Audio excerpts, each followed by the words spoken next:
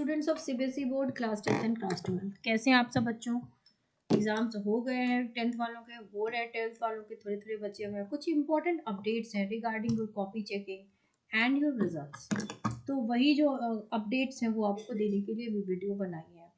देखो बच्चों, आप बच्चे अभी ओवर एक्साइटेड हो रहे होंगे या फिर टेंस्ड हो गए, है ना। दो बातें होंगी, आपको रिजल्ट की टेंशन भी हो रही है, हर बच्चे की टेंशन है। मैंने जैसे बताया था 3 कैटेगरी के स्टूडेंट होते हैं, एक होता है जो टॉपर रेंज में आता है, एक एवरेज रेंज का ग्रुप और एक वीकर ग्रुप। तो हर बच्चे की अलग अलग टेंशन है। जो बच्चे टॉपर रेंज में है वो एक्सपेक्ट करते हैं उनके ज़्यादा से ज़्यादा नंबर है, विच इज़ ओके। हर बच्चा चाहता है कि मैक्सिमम स्कोर कर सके। उसके बाद जो एवरेज स्टूडेंट होते हैं वो भी चाहते हैं, क्योंकि एवरेज ग्रुप और टॉपर ग्रुप वालों को पास की टेंशन उतनी नहीं होती। वो चाहते हैं कि हर सब्जेक्ट में उनके अच्छे स्कोर हो। एवरेज वाले भी चाहते हैं कम से कम 85 से 90 वो टच कर जाए। और जो वीकर ग्रुप है जिसमें बच्चों की बेसिक क्राइटेरिया पहले होती है कि हम पास हो जाए, उसके बाद क्राइटेरिया होती है कि एटलीस्ट 65 या 70 के आसपास आ जाए, एटलीस्ट 60% आ जाए तो फिर चलो ठीक है। क्योंकि बहुत सारे रीजंस हो सकते हैं कि अलग अलग कुछ बच्चों को बहुत सारी सुविधाएं मिलती हैं, उस वजह से वो हेल्प ले पाते हैं। कुछ बच्चों के पास हेल्प की भी कमी होती है, कुछ पर्सनल रीजन हो सकता है उस वजह से भी, या टीचर किसी को अच्छे मिले किसी को उतने अच्छे नहीं मिले। कॉन्सेप्ट जो होता है क्लास 12th में बहुत ही सब्जेक्ट जो होता है वास्ट हो जाता है। अगर हम क्लास 10th और 12th को कंपेयर करें तो बहुत बहुत ज़्यादा डिफरेंस होता है। तो there can be an number of reason जिसकी वजह से ये सेक्शंस बन जाते हैं स्टूडेंट के बीच। तो बच्चों में दो तरह की फीलिंग होती है, एक तो रिजल्ट के आने का थोड़ा टेंशन होता है, एंजाइटी होती है, विच इज़ ओके। हर किसी को होता है, हम स्टूडेंट्स होते थे, हमें भी होती थी, होना भी चाहिए, लेकिन ओवर एंजाइटी नहीं होनी चाहिए। उसके अलावा आपको अब ये भी हो रहा होगा एक्साइटमेंट कि 10th वाले तो 11th में जाएंगे, भाई अब हम बड़ी क्लास में आएंगे। और 10th खत्म होगा तो आपको लगेगा चलो एक बला टली, या हमने एक बहुत बड़ा एग्जाम पास किया। 12th वालों को लगेगा चलो बोर्ड का ही झंझट खत्म, तो आप कॉलेज में जाओगे। तो ये मिक्स फीलिंग चल रही है। बहरहाल आपकी कॉपी भी बहुत ही फास्ट स्पीड से चेकिंग हो रही है ना। तो कुछ नई चीज़ें जो इन्फॉर्मेशन सामने आई है वो मैं आप सबको बताना चाहती हूँ। कुछ बच्चों की जो OMR शीट्स है ना, जैसे देखो ये ऐसा नहीं कि अब मैंने ही बताया तो इसका मतलब हर बच्चा डरना शुरू कर देगा। डोंट पैनिक, मैं जस्ट एक इन्फॉर्मेशन दे रही हूँ जो कि न्यूज़ में आई है, ठीक है। इसका ये मतलब नहीं कि हर बच्चे, कुछ बच्चों के साथ ऐसा हुआ है। आउट ऑफ 35 लाख स्टूडेंट कुछ सैंपल हैं जिनके साथ ऐसा हुआ है। तो आप ये मत समझो कि डरने की जरूरत नहीं है, just an information, take it positively. कुछ बच्चों ने OMR शीट फिलिंग करने में कहीं ना कहीं गलतियां की हैं, ठीक है। तो इस वजह से टीचर को भी दिक्कत हो रही है, क्योंकि OMR शीट में आपकी क्रेडेंशियल्स होते हैं, पर्सनल डिटेल्स होती है, वो फिल करने के बाद ही जो है वो टीचर आपको मार्क्स दे सकता है। देखो आपने अगर थोड़ी बहुत गड़बड़ी की हमारे पेरेंट्स नेम में, अलग अलग स्कूल के नाम में, तो वो वेरीफाई कर लेंगे। रोल नंबर जो होता है ना वो आपका एक यूनिक आईडी है, वो गड़बड़ होगा तो फिर दिक्कत होगी। तो अगर आपने रोल नंबर सही से वो सर्कल किया है ना, या कहीं पे लिख भी दिया है, तो वहां पे दिक्कत नहीं होगी। ये एक बड़ी प्रॉब्लम है।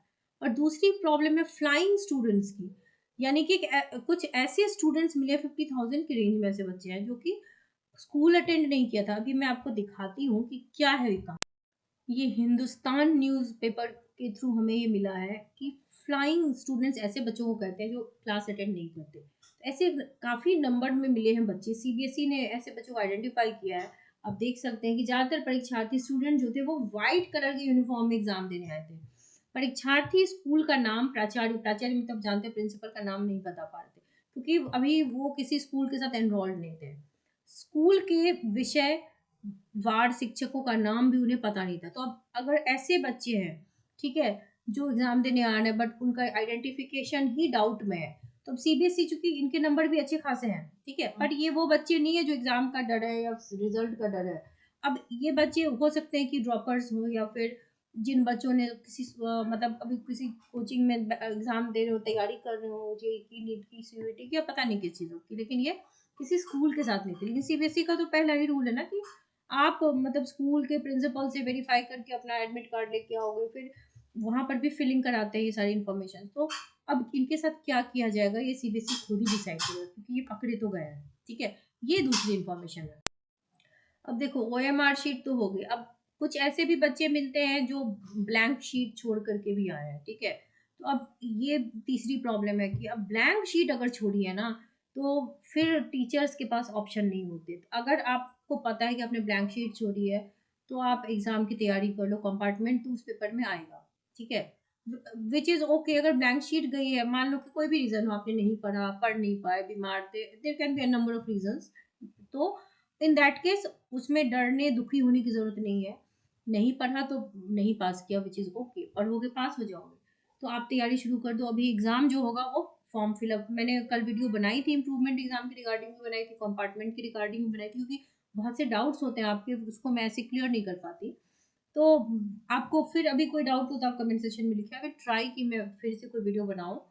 हाँ, कुछ बच्चों के वर्ड लिमिट्स में भी प्रॉब्लम थी, जो कि टीचर्स बताते हैं कि अगर 100 टू 150 का वर्ड लिमिट था, तो वहाँ कुछ बच्चे 30-40 वर्ड बना करके चले आए। तो ऐसे में ना, मतलब आप जानते हो सीबीएसई की मार्किंग स्कीम आपने देखी होगी ऑफिशियल वेबसाइट पे, हर पॉइंट के नंबर होते हैं, पॉइंट मार्क्स, यानी कि स्टेप मार्किंग होती है।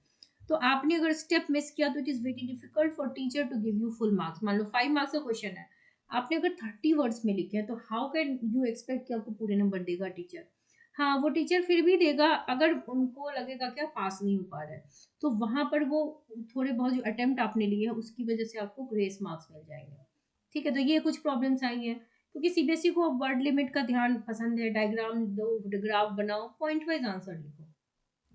लेकिन ओवरऑल जो है, क्योंकि कोविड के बाद का पहला बैच है, ये मैं आपको बार-बार बताती हूँ, तो थोड़ी लीनियंसी ज़्यादा बढ़ती जा रही है, ठीक है?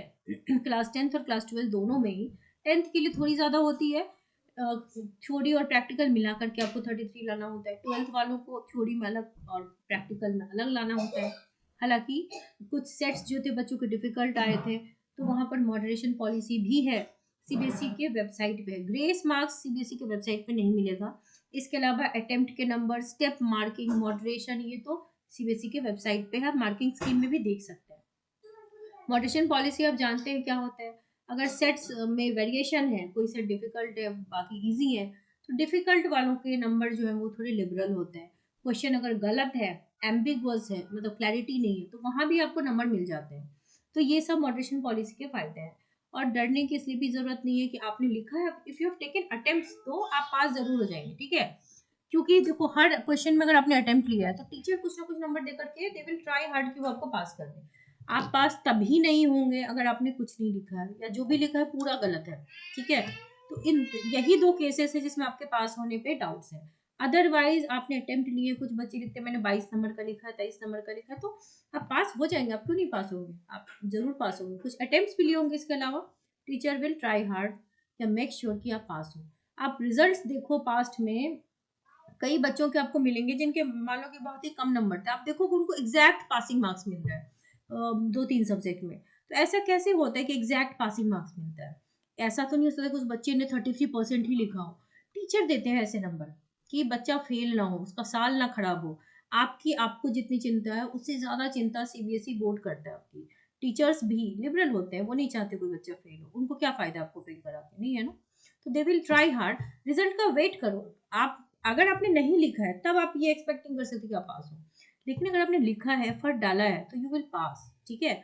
तो आप तरह तरह के डाउट्स अपने मन में लाते हो, फिर जो पूछते हो कि क्या मैं मैथ्स में पास हूँ, फलाने सब्जेक्ट में पास हूँ, फेल हूँ, तो इतना डरने की नीड बिल्कुल भी नहीं है। आप पास हो जाओगे, ठीक है?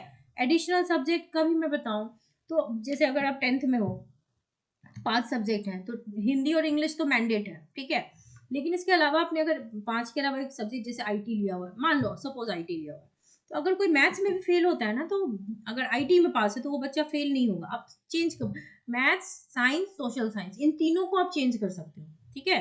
तो जो एडिशनल सब्जेक्ट्स होते हैं किसी भी क्लास में, 10th हो या 12th हो, आप टॉप 5 लेकर के पास होते हैं, ठीक है? तो टॉप 5 लेकर के आप पास हो जाओगे। 12th वालों का क्या है, मान लो कि कोई पीसीएम है, अगर मैथ्स में फेल है, तो उसको अगर मैथ्स को करियर बनाना है, मैथ्स में को पास तो होना पड़ेगा। लेकिन ओवरऑल जो है ना, अगर टॉप 5 चलता है, तो टॉप 5 का मतलब आपके टॉप 5 सब्जेक्ट्स में अगर आप पास हैं, तो आप रिजल्ट पे कंपार्टमेंट लिख, मतलब आप फेल लिख के नहीं आओगे। तो ये बात होती है।